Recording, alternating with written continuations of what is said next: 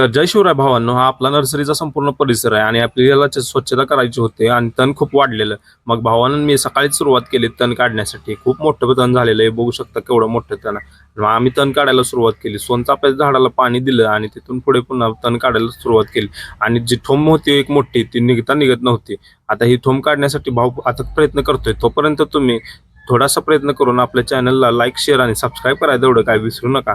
आणि फायनली त्यानं लई प्रयत्न केल्यानंतरनं चांगली ठोंब काढण्यात त्याला यश आलं आणि ठोंब अथक प्रयत्नानंतरनं ती भोसाची ठोंब आपण काढली आणि आम्हाला गवत सुद्धा ते तण काढलेलं बाहेर फेकायचं होतं. मग सुरुवात केली ते तण बाहेर काढण्यासाठी. संपूर्ण नर्सरीमध्ये इतकं मोठ्या प्रमाणात तण वाढलं होतं आणि हे तण संपूर्ण बाहेर काढून झाल्यानंतर ना आम्ही घराकडे निघालो होतो. तोपर्यंत गाडीतल्या टायरातली हवा कमी वाटली. म्हटलं गाडीतल्या टायरातली तर हवा कमी आहे, मग काळजी तर घेतली पाहिजे टायराची. मग हवा मारायला गेलो आम्ही साई मोटर्समध्ये. मग तिथं हवा मारून आम्ही तिथून घरी जाणार. तोपर्यंत तुम्ही घ्या काळजी.